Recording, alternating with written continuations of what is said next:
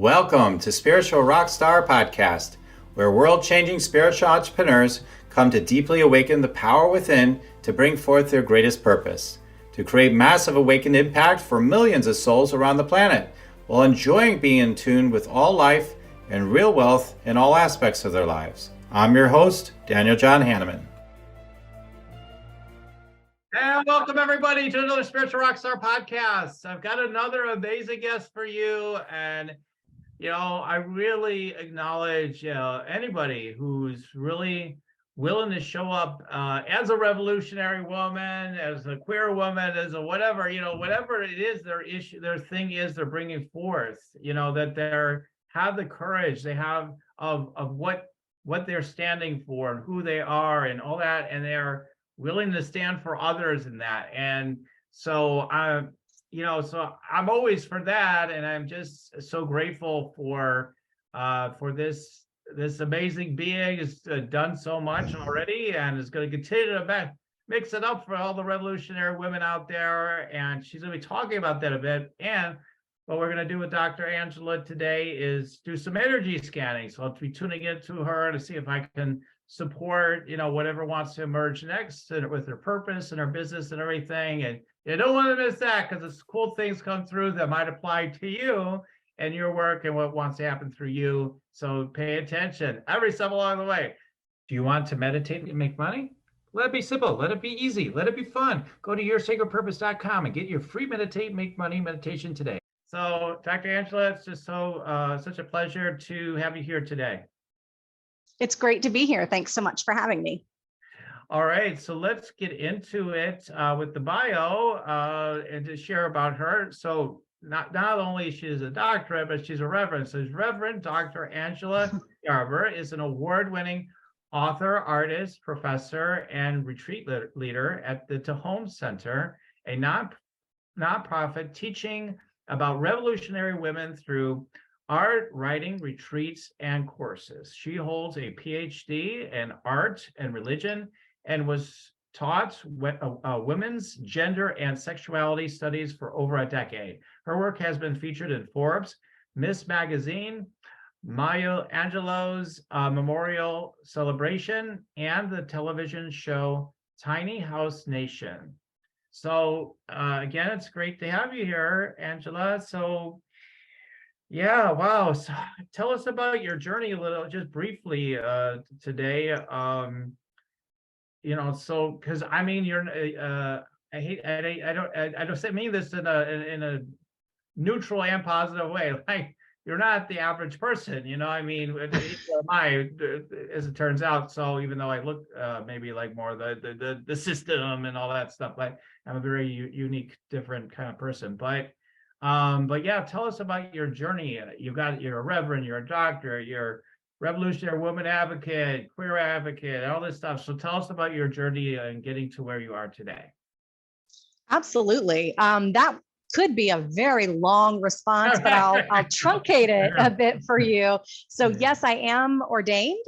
Next year will be my 20-year ordination anniversary, but I do say that I hold my ordination with an open hand. So I'm no longer practicing, but I haven't revoked or renounced my ordination because, there aren't a lot of queer women or queer women with Mexican American ancestry like me who've had that opportunity. And so I don't want to get rid of that. My PhD was in art and religion, indeed, and I'm an affiliate professor of women in religious leadership at Drew University.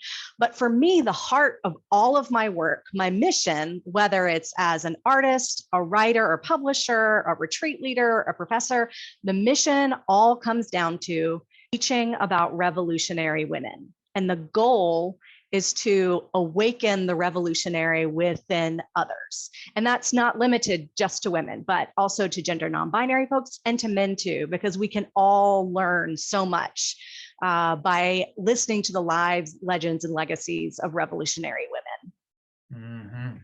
That's great. That's wonderful. That's one of the things I loved about bringing you on the show, because I know I probably seem kind of prickly especially by my standards. I'm usually a little softer with most people, although my clients might not agree with that sometimes. But anyway, I mean, I was like, so what is this about feminism? Because it's like I'm totally for it, and then it's like any other term. It's like I don't know what that means. Yeah, right. So once you started talking more, I was like, cool. I'm totally on board with this. Like in terms of like, and then with you just said, I think it's fine if if someone's a feminist and they're like, I'm all women and that's it. I'm not focused on the other stuff. That's fine. But I just love that you're like, yeah, it could be for men, it could be for whatever. I'm just, yeah, it's more towards women, but revolutionary for everybody. So Mhm. I appreciate that. I love that you have a heart of love and peace for everyone and everything. Like is a pre-scan maybe, but like that I can feel that on top of like the sense of justice and outrage that we all carry for various issues, and we're all a little hotter on one issue than another. So I just wanted to appreciate that you said that it could be for all these different people. I know you particularly have studied a lot about revolutionary women in history. Mhm. Love to hear more about that. Like, what have you learned?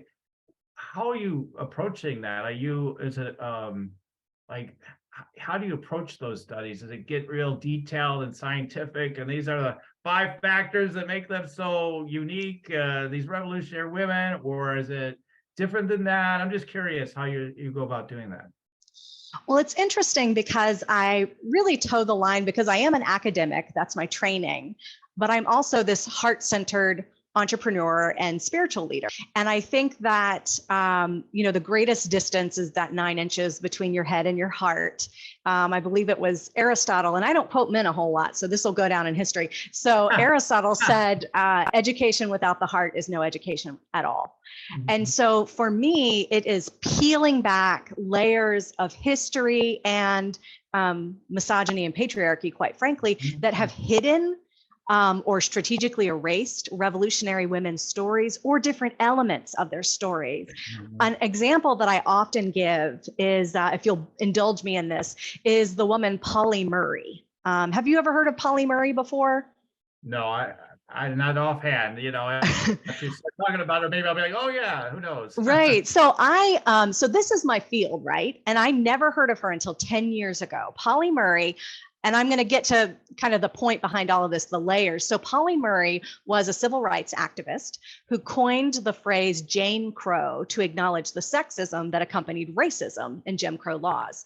She got her undergraduate degree and then wanted to go to law school. So she applied to University of North Carolina, which is where she lived. She was denied because of her race. So then she applied to Harvard. They accepted her because they thought the name Polly was a nickname for a man named Paul.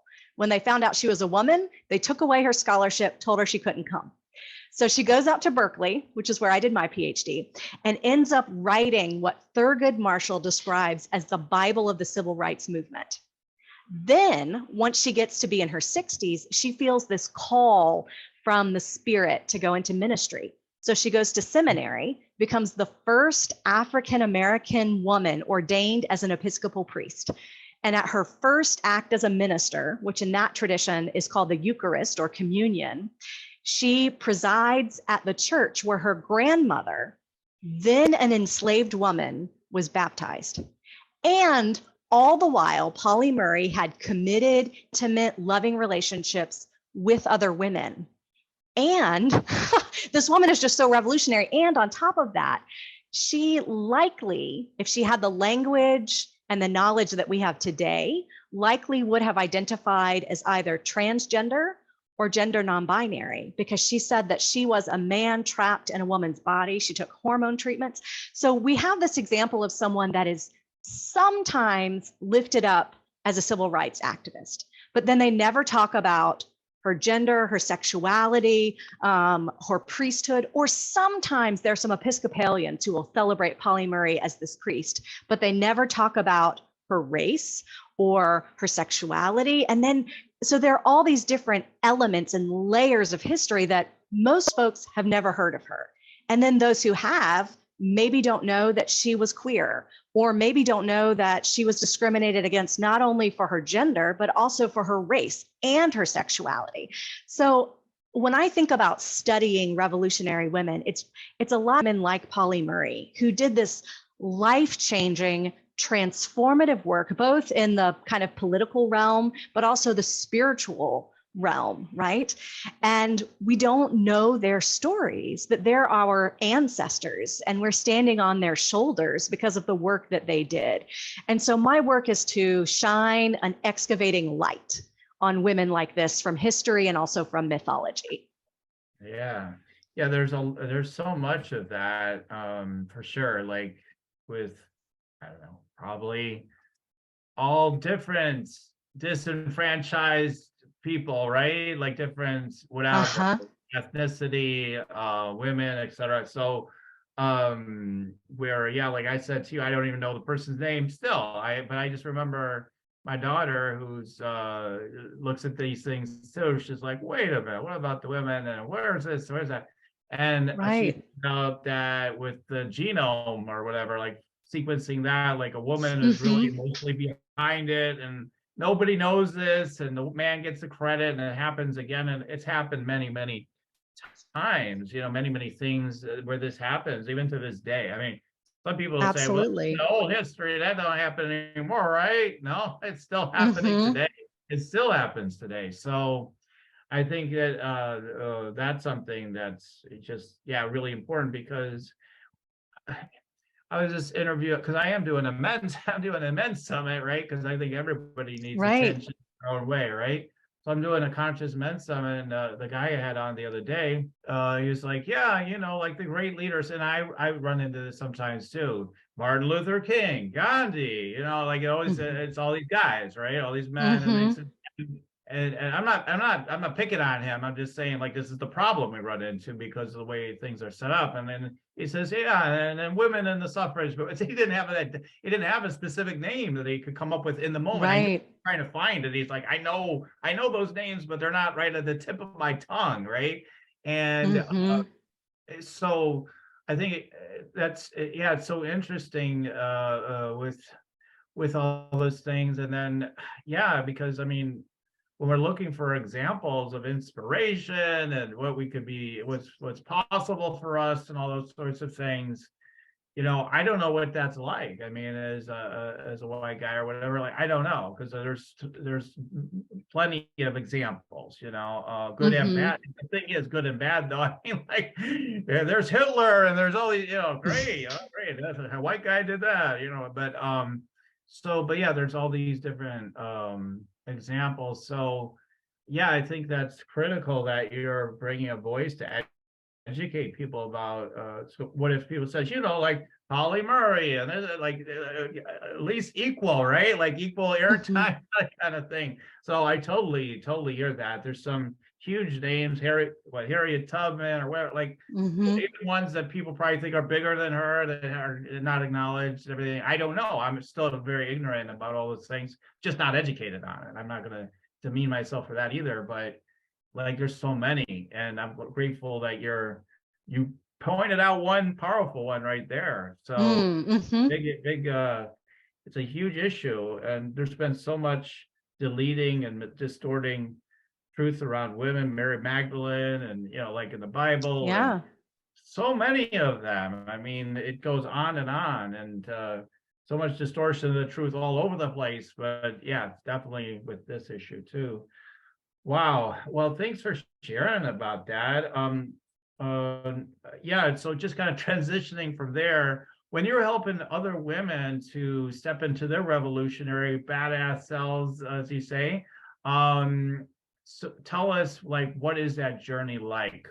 Tell us a little bit about that, because I know later we'll talk about it more, but you have like these 5 ways women could step into that. So could you start to tell us how women that like are creative and and are revolutionary, like what you teach them and how you help them to step into that? Absolutely. So I have 4 primary methods for doing this, and most of them are rooted in creativity. So one is I am an artist. For those of you watching on YouTube or with video, you'll see I'm in my studio here and have some of my artwork behind me. But I have, in addition to selling my art and showing it in galleries around the world and things like that, I also have an intentional painting process that really is all about the process of doing it, that each phase of the painting process has a ritual that goes alongside of it, has guided journaling exercises, and women can do it on their own, but usually in community. And so I'll lead retreats, for example, they're online or in person, and women will paint what I call the revolutionary dwelling within. And I've done this a couple times with men, and definitely plenty of times with gender non-binary folks, because I think all of us, no matter where we are on the gender spectrum, have this revolutionary goddess, if you will, dwelling within, and that helps balance us out, no matter where we find ourselves on the gender spectrum. But this painting process, by the end, you've created a work of art where the heart, you'll see in all of my paintings, the heart is very central. The cry of our heart is written on that, and where people have a physical, visual, and tangible reminder. So it's like almost like a talisman where they can see it and be reminded of their inner revolutionary. So that's one pathway that I use. And I also have a drawing process that's a lot shorter, because sometimes you just don't have the 6 hours to break out your acrylic paints and, and canvases and all of that. I also do it through writing. I'm an author and have published 8 books, but I also run a nonprofit publishing house that specifically publishes the writings of queer and feminist authors. So in those, we are teaching about and telling about the stories of revolutionary women. So that's another pathway. We've got the visual and we've got the writing. And then as a professor, both at Drew University and through the School of Global Citizenry, I teach courses on queer spirituality or the divine feminine, or spiritual memoir as a tool for subversion and things like that. So writing is another, the writing and the courses are other tools. And then finally, I'm a retreat leader. And so oftentimes I lead about 4 retreats annually, some on my own and some in collaboration with others. So folks can come, and I try to arrange them where some are like stateside and cozy and a bit more affordable. Some are luxury and in a very nice location internationally. And then I also have some that are free and online or pay what you can. So it's really my goal that anyone who feels called to this work should have access to it. And if you have the ability to pay and go on a beautiful, fancy retreat with this sacred circle of sisters, then that's amazing. And if you don't have that ability, you still have access to the content of the work that I do. It just might not be in a luxury location. Does that kind of make sense, those 4 different methods for tapping into the inner revolutionary? Yeah, the different ways people can get help from you and support, education, be able to start expressing their truth and researching things, etc. Yeah, different things I heard there. Yes. So what if somebody feels, what do you do to help people with the content that you share through these retreats? When they come in and they're like, I'm afraid of expressing myself, getting out there. I don't think I'm very creative. I don't know if I'm so revolutionary. I'm concerned of the threats that'll come at me. How do you help people through that? I think that's a great question. I would say 2 primary ways come to mind. One is through creating a safe container. And I always believe that the best kind of safe spaces or safe containers are ones that transition from safety to bravery. So where you have space to heal from trauma, and in a lot of the work that I do, heal from religious trauma in ways that institutional religion has hurt you. or damned you or ignored you. So a place to move from survivor to thriver is one area to create that space. And then the other is from that to build community. And that's in, like, I have a pilot program coming up called Subversive Sister Saint Subscription, where a cohort of women gather bi-monthly or every other week, so twice a month, for non-clinical art therapy and feminist spirituality, and also just similar to what it seems like you create in some of your men's groups, where sometimes you just need a community of like-minded folks to support you, uphold you, and empower you. And so once people have that safe and brave space to step into their authentic self as a revolutionary, the way that they sustain that is by being in a community.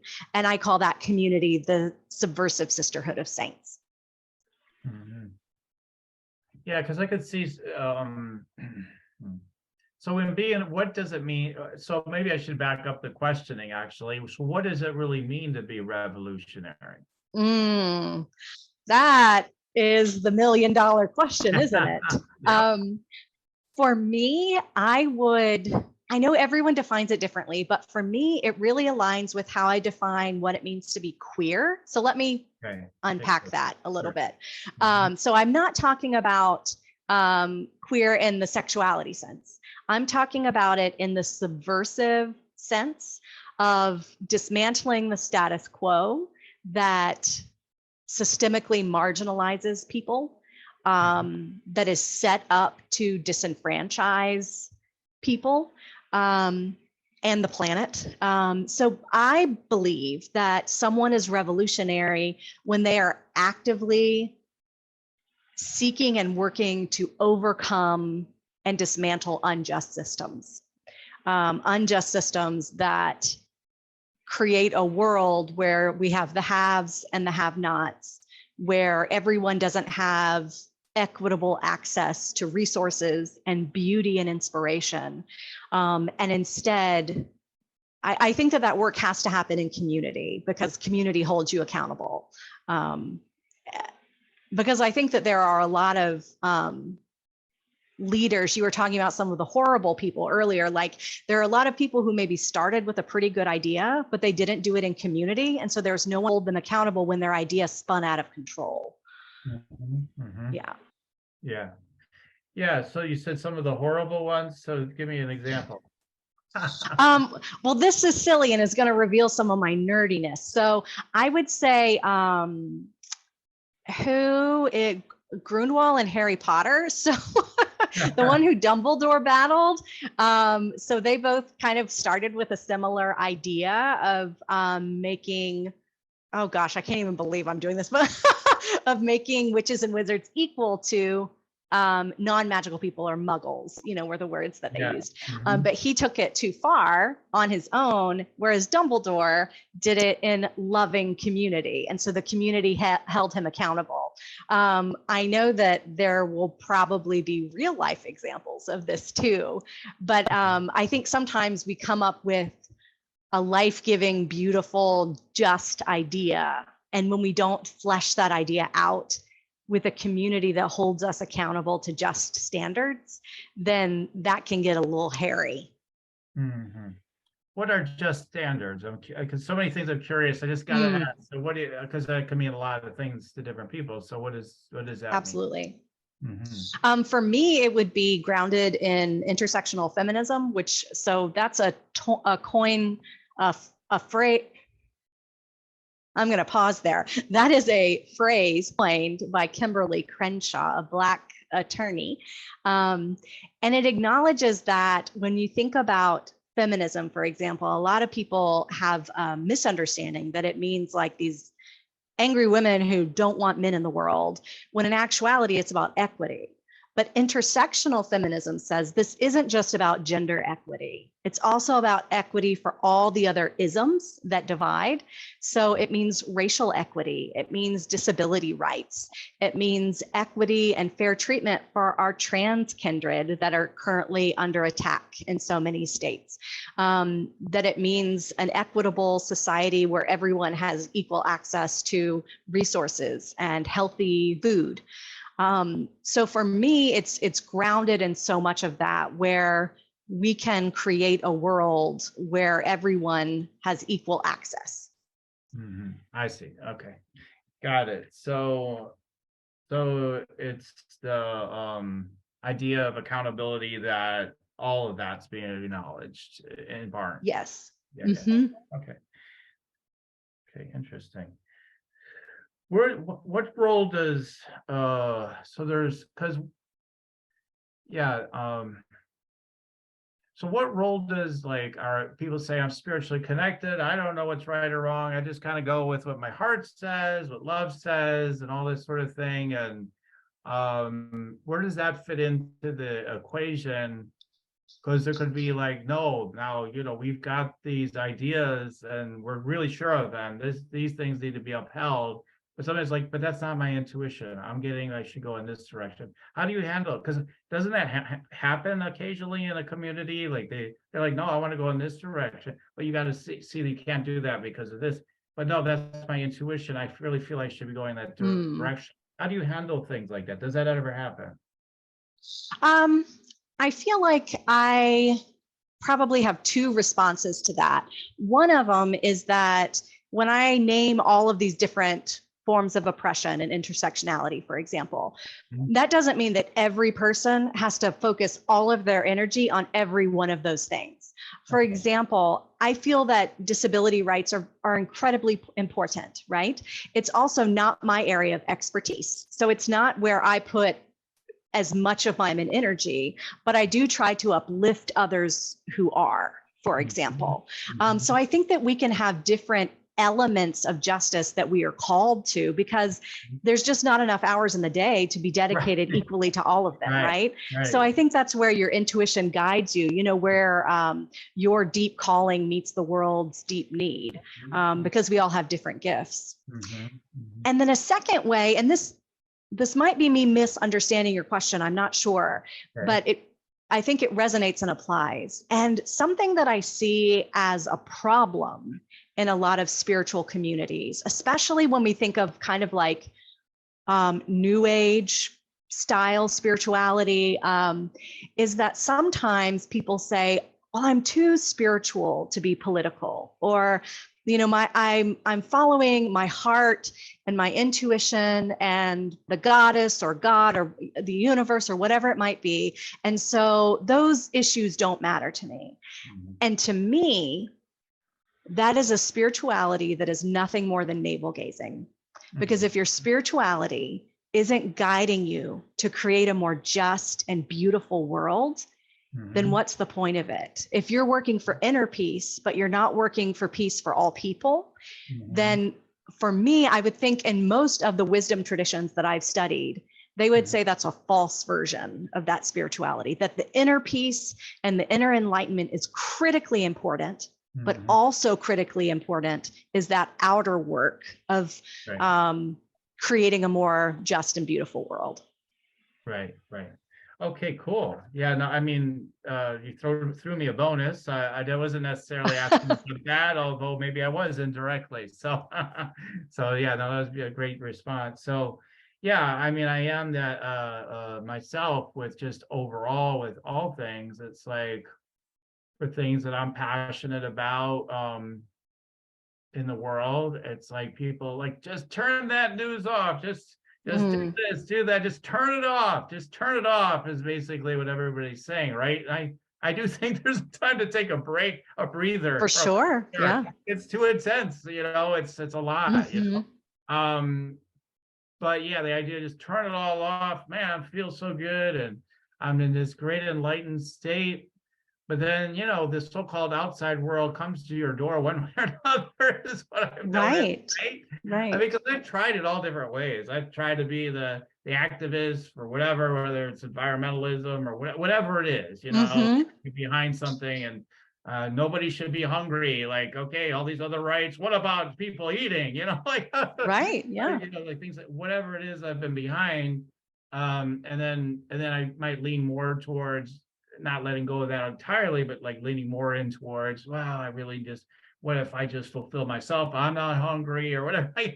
Lean into more of that. And the answer is it's all of it. It's not one or the other. Absolutely. It's Right. all of it. So that's what I love about Mm-hmm. what you said there. It's like, I think that's important for probably people to hear here as a reminder. Guys, it's about all of it.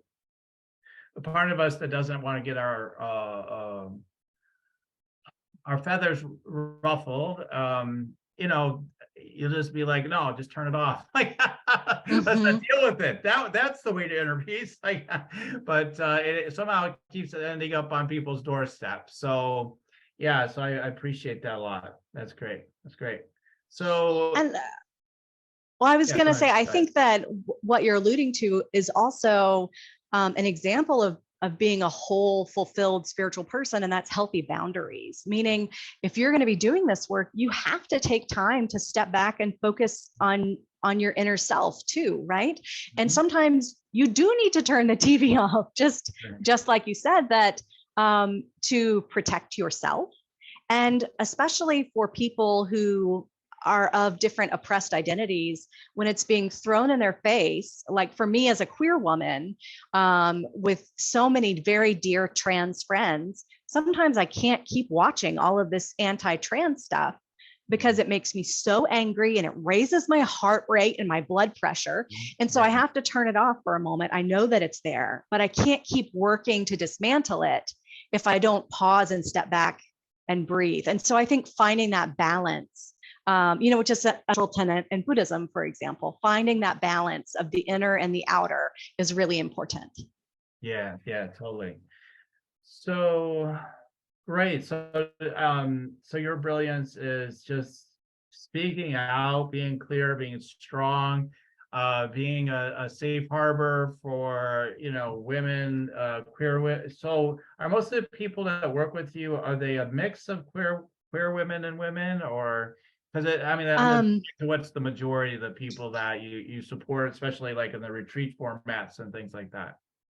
the majority of the time, I say that I have multiple umbrellas. So the big umbrella is usually women, but Mhm. underneath that umbrella, queer women and women of color are Yeah. more of the folks. I also work with a lot of clergy women, who especially are experiencing burnout.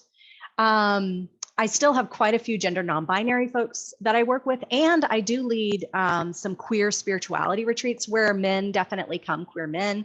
And oftentimes, I've joked before and said, I need to do some workshops that are just for men too sometimes, to say like, in my experience of you, Daniel, and some of the work that you do is raising consciousness in men. Is that the right phrase that I'm? Right. Yeah. I mean, to me, when people say, "Down the patriarchy," my natural response is, "Well, what created the patriarchy? Let's take a look." Exactly. I mean, Right. yeah. And I think that that is an important part of the work, that men also need spaces where they can tap into the divine feminine and where they can have a safe space to express their emotions, because patriarchy has always said men shouldn't do that, where they Right. can dismantle the toxic masculinity that's been internalized. And so I think that work is just as important Yeah. as empowering women, that you have to have both. Right. Right. Yeah. Exactly. Exactly. Right on. Okay, cool. So let's talk more in detail about the business aspect, because we're gonna get into do a little bit of energy scanning for you today, as the Great. promises. So tell me about you've got your retreats, you've got books and everything. So let's break it down a little bit more. So what are the offerings that you have right now? I'm just kind of guided right now. I'm just going to ask you, like, what are the ones that you get paid for, so to speak? This is remind me, is it a for-profit or not-for-profit? And I think you said you have a not-for-profit arm, or like, what's the structure? Mhm. Let's start there, and then I'll get into your offerings. Yeah. Perfect. I'm glad you asked that because we recently, just in early 2023, restructured a lot. So Mhm. basically, the nonprofit is the publishing house, Tehom Center Publishing, which Mhm. publishes queer and feminist authors. Mhm. All of my other work is as an entrepreneur. So, as an artist, and the art that I sell used to fund the nonprofit. That no longer is the case. The retreats that I lead, those are as a heart-based entrepreneur. And the courses that I teach also are as an entrepreneur. Where it could feel a little sticky sometimes is I do have some retreats coming up that are writing retreats for authors. But that's still my work. And then if they decide to work with the publishing house, then it transfers over to the nonprofit publishing house. So there is a good distinction. So there's no like unethical use of funds there. Right, right. Okay, so yeah, I get it. So you've got various retreats, and what are the different types? I saw you on your website. You've got a number of them. So if you could list them out for me. Sure. I'll list them in the order in which they're coming up. So Okay. I have women's spirituality and the arts that Mhm. I'm leading this September. And then I have queer spirituality that I co-lead with Dr. Paige Rawson in January. Okay. And then in spring of 2024, a women's writing retreat with Dr. Kate Evans. And then in October 2024, so about 18 months from now, is a spirituality and activism retreat with Dr. Roberto Che Espinosa. I'm sorry, spirituality and what was it again? Activism. Activism. Okay. Mm-hmm. Okay, great. All right. And out of all those retreats, which one? I'm speaking. I understand, like, on a heart-based level, they're all equally important and equally profitable, and at the deepest, most important level. And which one tends to generate the most, profit, revenue, that sort of thing for you out of all? Mm-hmm. Yeah, I'm curious. Well, the one with Dr. Roberto Che Espinosa is new. We've never done it before, but it is the one that I anticipate would be the most profitable for both of us. Mm-hmm. Got it. Partially because it will likely be the biggest. Yeah, I could see that. I would think there could be a lot of money you're making through the writing retreats potentially. Is that true or no? Yes. Mhm. That is true. This will be the largest one that we've offered, and the first time we've offered it in a quote unquote luxury location. So it's in Baja, Mexico, in a really beautiful space. And if that fills, it will indeed be very lucrative for us. Mm-hmm. This one's good too. Okay, for that. And the other ones, I'm sure they're all good, like I said. But I'm just curious which ones. Okay. And so if they go to the more, this one's a ways out still, the writing retreat, but that one, again, if they get into it, then the next step is, hey, you could be published through our publishing house. That's one of the next steps, at least, right? Right. One of them. Yeah. What are some of the other steps they take from the retreat? We're giving away your funnel or what? That's fine. Well, that is one that I'm currently working to build that I haven't implemented yet, but I'll share it with you. And that is, though our publishing house, we are definitely not a vanity press or even a hybrid press, but we do offer some paid services. Simply because as a small nonprofit press, we don't have like a publicist and a marketer for every single person. So I have some packages where people can do basically book entrepreneurship. So marketing and developing signature programming that aligns with their book, and I guide them through that process. So I'm still debating whether I'm going to offer that individually or just as a cohort.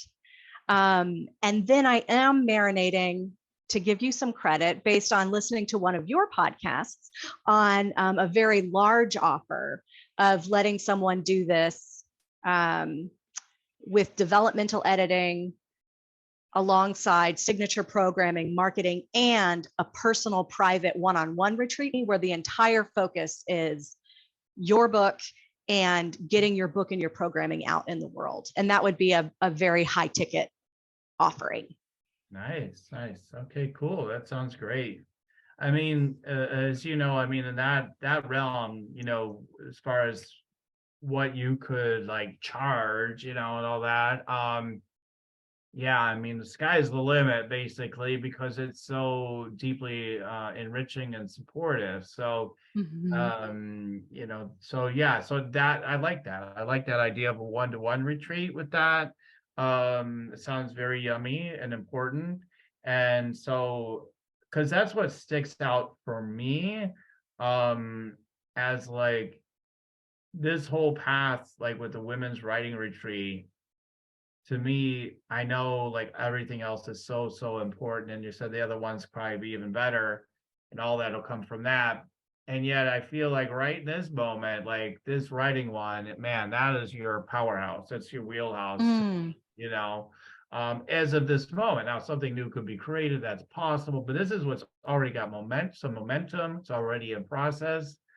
Have you published a lot of people already? You've got a lot of your own books. No, I don't know how many other people you published yet. We are brand new. We literally started the publishing imprint in March. So our first book comes out next month. And she has published 8 books prior to this and has won some awards, the Best Bisexual Book Award, and was Author of the Year one year, I believe in 2018. So is a fabulous writer. She's also the person that I'm leading the retreat with because she's a retired writing professor. She retired early and now travels full time. So a very lovely life that she leads.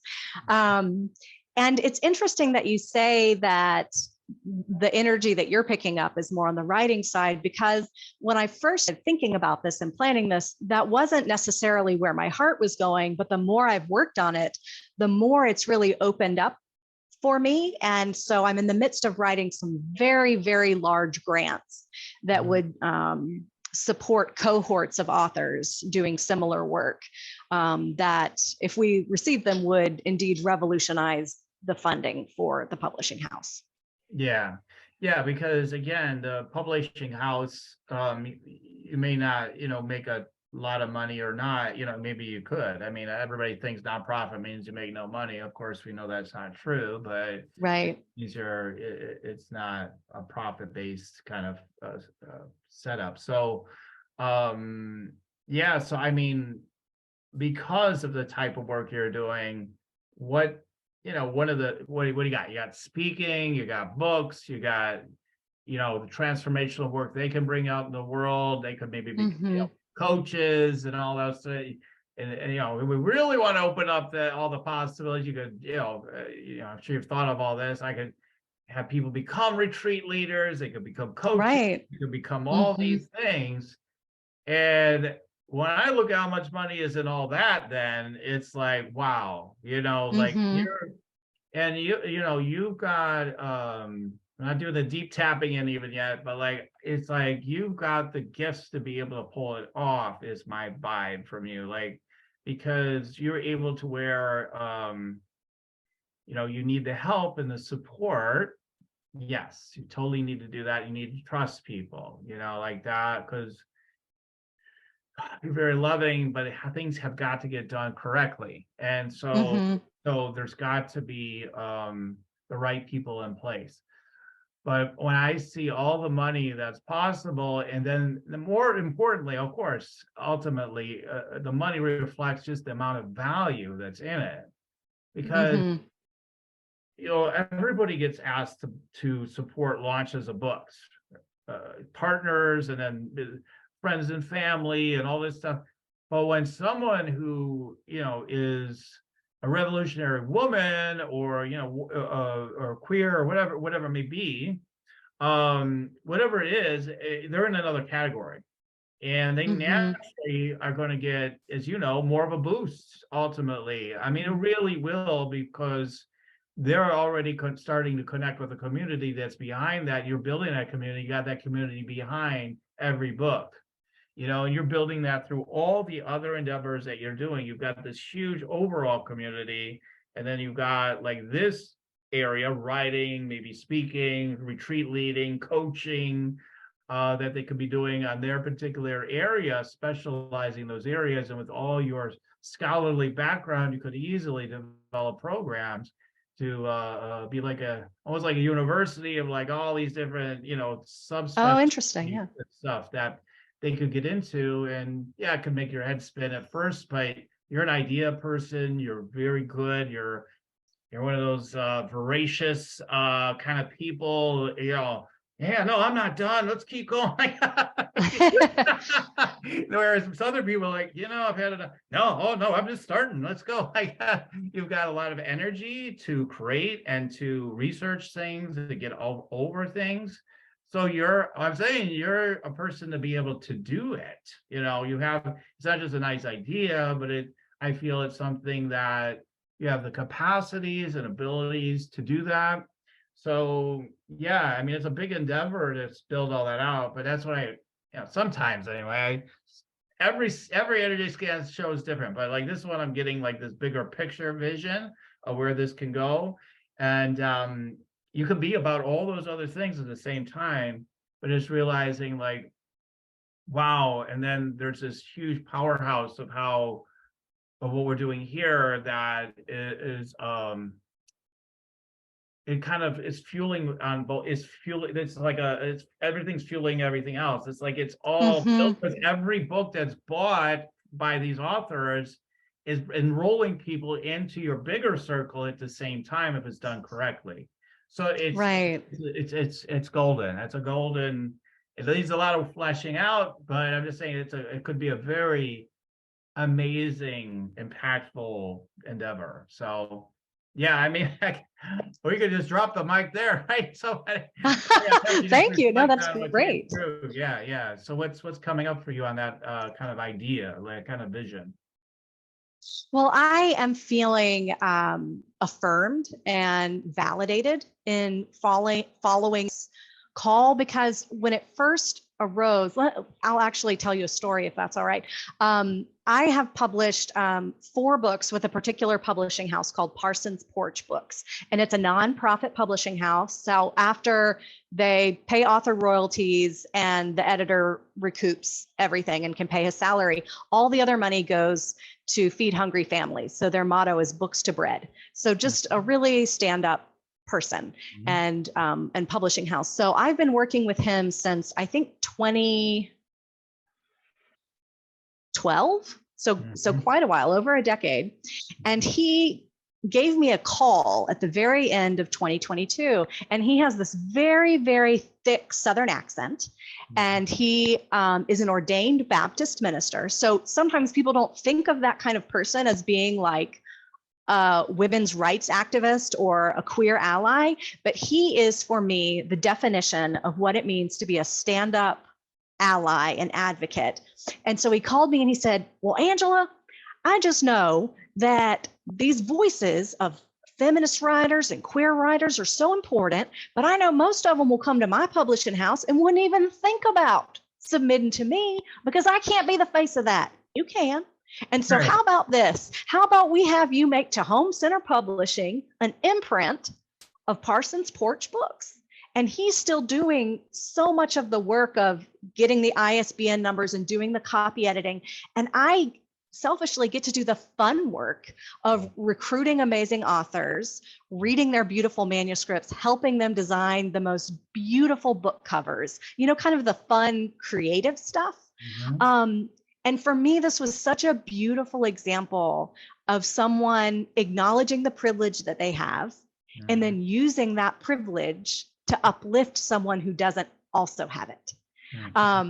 So I know that was a bit of a sideways response. So hearing the energies that you were getting and scanning and seeing the publishing house grow and how everything does connect back to it, because a lot of times folks will be like, what do you do? You're an artist and you're an author and you lead, that's a lot of stuff. And I'm like, I know, but it really is connected. So hearing that you see those connections and that you see them all feeding back is very enlivening and encouraging to me. So thank you for that.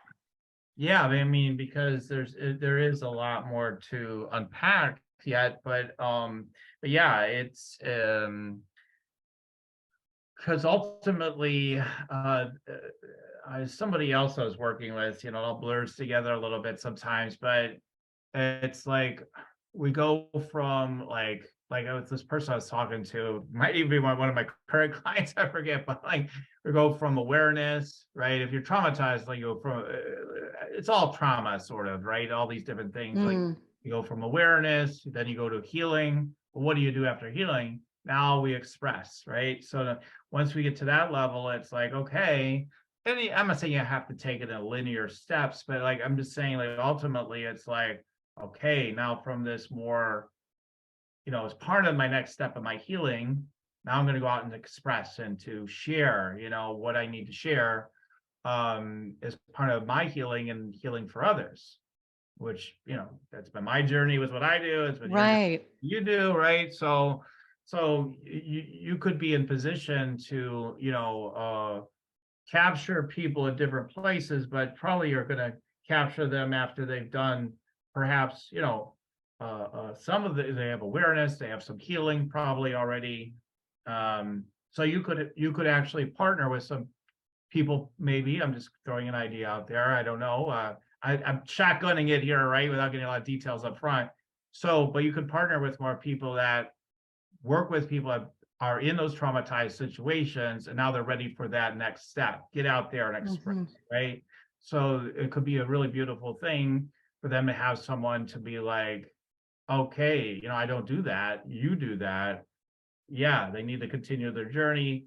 Sounds like you could be the next step for these people. So that's another idea I have. So it's just like we just keep bringing all these ideas together, and then we get grounded enough to like, okay, what are the very next steps? Of course, we don't have time for all that necessarily today, but when we just keep drilling it down to, okay, that's all cool, great stuff. Now let's set out the whole plan, right? That's a much longer process, but some of the other things I could say briefly, if it's okay, that I do a little deeper energy scan into you now, briefly, because we're running out of time a little bit. But let me just tune in, see what else wants to be shared around you and your work and what you're doing. Yeah, let's see. Yeah. Okay. So yeah, on that again, when I go start like when I go through the chakras, I get like you're bringing. They say to bring it. You're bringing the house. You're bringing the whole house. So people will feel so acknowledged and so taken care of. Like it's almost like for the right people at the right time. You kind of got everything I need, right for me right now. So that's the vibe I get. And a lot of this with the energy, I see such a big energy for you, which means you're holding a huge space for people that people step into, and you're like, they feel safe, but they also feel like I can be empowered, I can take these next steps, all that stuff that you basically said already, but I see it in the energy. Yeah, and you have a way of, being able to, well, yeah, of course, you yourself are naturally an advocate. Like, I'm not saying you haven't gone through your own struggles in your throat chakra and be able to speak up, because I could see that too. But you've really actualized so much of your ability to speak up, to advocate. Therefore, you can be the voice for those that feel, again, just to use a word to describe disenfranchised, that you can immediately, because they may not have the voice for it, right? So in themselves, I'm not saying in the world even right now, saying within themselves. So you can bring that voice, and they're like, and then they can begin to have a voice, right? So so I'm seeing that. Yeah, definitely. There's a lot of partnership energy for you in doing business and doing things. So you definitely could be a lab person, get in, figure stuff out on your own. But until for things to really take off, it seems like you always most of the time anyway, almost every single time, I want to say needs to be in partnership with others to bring these bigger creations out. Like some people, they got their, they've got whatever kind of business model they have, and they might have a VA or whatever, right? Like, but for you, you need to keep partnering with people, whether and so many different levels. So I'll just leave it at that for now. It's really important. The third eye energy, there's again, you've got this openness throughout the energies I'm scanning right now, but so if there's this big openness there, there is a pressuring up against that third eye. I think some of the deeper insights you have energetically, that's where your voice gets maybe shut down, because you have such a depth of deeper energetic insights on some things that even your own tribe may at times be like, I don't really understand what you're saying, like so that's interesting. So so let's see what's going on with that. So all right. Oh, the other thing I get is people won't take me seriously. So in other words, there's more, some more, there is a little bit stronger on masculine energy actually in your field. I'm going to go into your power center in your throat. Then maybe entirely optimal ultimately. And so as it shifts deeper into the feminine, more of this higher vibrational energy that I'm talking about from the third eye, you'll be able to speak with these deeper energetic insights more consistently, more deeply. So, but yeah, you've needed that because that's that strength you have. Then you got that huge strength to show up. So anyway, so I noticed that. Yeah, let's see what else wants to come through for today. Yeah, I just feel there's a lot of people that do want to get behind you, but I think sometimes you're just focused on what's, you're not ignoring it at all, but it's like you're so focused on your next step that sometimes you may neglect all the support you have temporarily. And then you're like, oh, wait a minute, I guess there is support for me to help me with this stuff. And yeah, so because sometimes your old pattern, as you got better with it, is I'll just take care of it. Don't worry, I got it. So it's like we got it continues to be more of the mantra already for you, and then that just wants to continue to deepen. Okay. Let's see. Mentioned the power center briefly before. Yeah, I mean, there is wisdom in there. You understand there's ebbs and flows to things.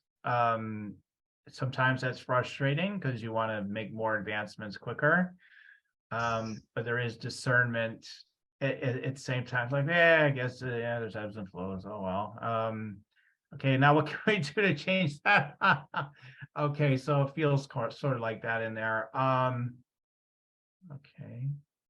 All right, so yeah, I'll just briefly go to the next two. I just like to go through them all.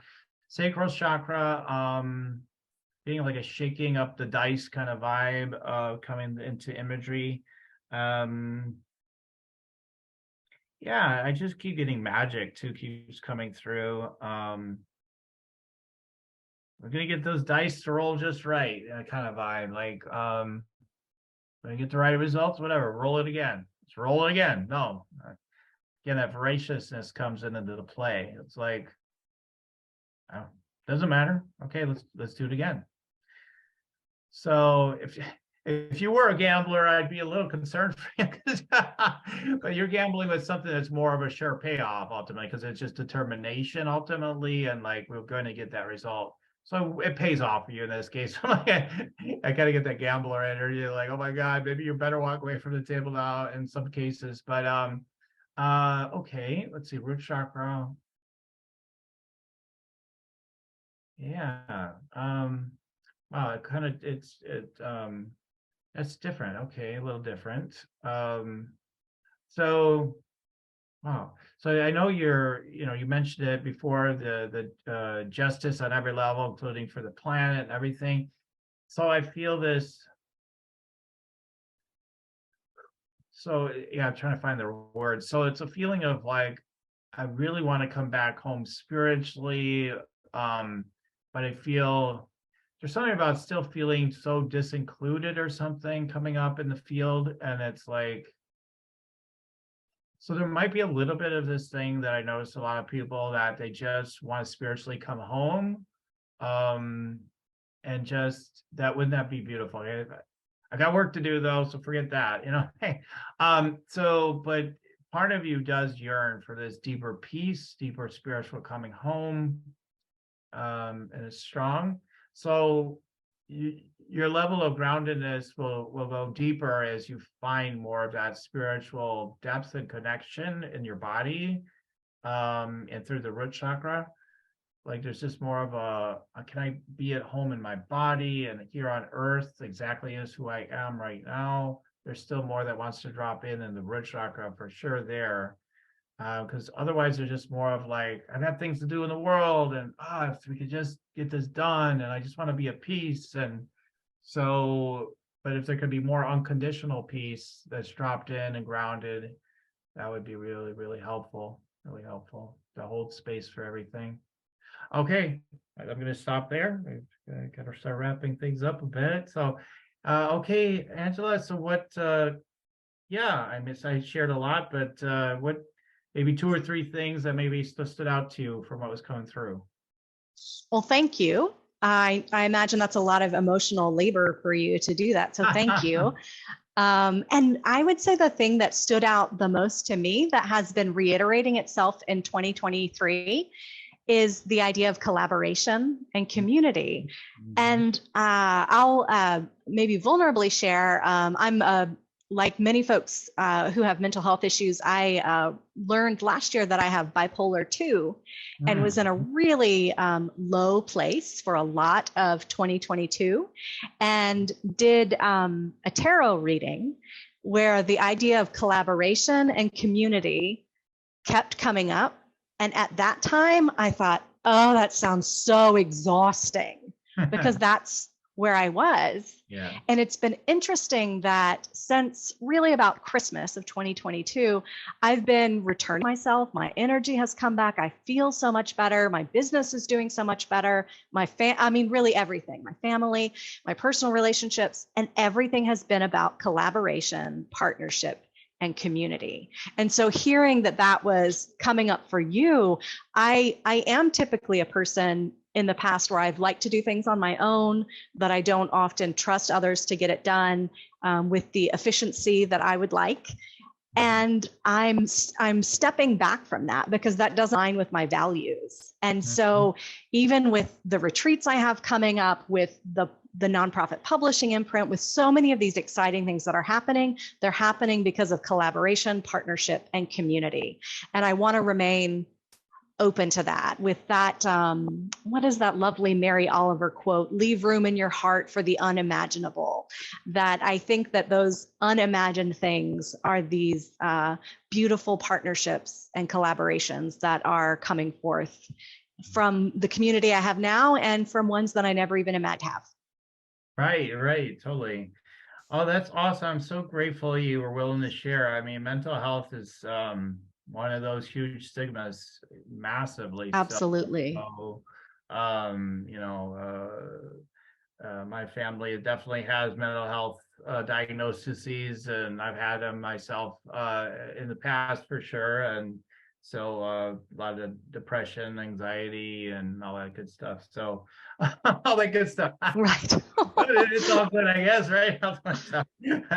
But yeah, so I appreciate you sharing that, because that's one of my big causes in the world is mental health and suicide prevention and all these things. I'm grateful you brought that up. And yeah, I mean, we're going to be very talented and we've got a lot of energy we're managing and dealing with. And given my background as clinical psychology, I understand. Right. I had to memorize the diagnostic manual, and it's like I got away from it because I didn't want to keep putting these labels on people, although I understand their utility. It's like, oh, you're a bipolar and this and that, and I get, but Mhm. it gets to be, yeah, the stigmatizing. So anyway, I just want to acknowledge that you brought that up, and that and look at, what's, look at what you're achieving and what you're capable of, and yeah, I mean, it's incredible. I mean, it's a huge gift, who you are, exactly how Thank we you. are, for sure. So anyway, so just for time's sake, I guess I'm going to need to start wrapping it up, but I would love for you to share, if people want to learn more about you and get that free gift. I know you got that free gift. So 5 ways, you say it. I'm still probably a little bit after tuning in. So tell them about your free gift. Sure. So folks can connect with me at tehomcenter.org. That's TEHOM center.org. But in the show notes, I believe, there is a link that you can have access to a guide that I created, 5 ways to be a revolutionary badass woman. And the great thing about it is that it's not just limited to women. So it's inspired by different revolutionary women, each step is, but you can be a badass revolutionary no matter your gender. It's for all genders. So tap into that and get that guide and tap into your inner revolutionary. And then from there, let's see how we can connect and revolutionize our world together. Awesome. Yeah, check that out. We'll put it in the show notes and everything for you guys. And yeah, let's do it. All right. Okay, so as we're starting to wrap up, if you want to check me out, go to yoursacredpurpose.com. I've got the Rock Your Sacred Purpose Energy Scan Consultation. You got a mini taste of what that might look like today. We have more time together during a full, consultation. It is a paid investment, but I do similar to what we do here, only more fleshed out. We try to actually nail it down a few more things and things like that during a full consultation. So check that out if you're ready to rock, as I always say. So check that out at yoursacredpurpose.com. Also, if you would just like to start, getting deeper spiritually connected and make more money, take the Meditate and Make Money meditation and allow yourself to do it the easy way. Get connected and get the energies flowing. And yes, as the downloads come, you do have to take action and mix it up here in the 3D. Stop avoiding the 3D, guys. It's a beautiful dimension as well. All right. So let's get into the 3D. Let's get into the dirt. Let's get into it. Okay. So one of the things I said, I don't know why this is coming up, but it's been a while. This client came in and there was a little bit, how it is sometimes you're talking about stuff that riles him up and everything. It says, this is going to be good. We're going to mix it up. I know I'm making you uncomfortable. Let's do it. So, guys, let's do it the easy way and let's keep mixing it up. That's one of the, I think, themes of this show today. So let's do it together.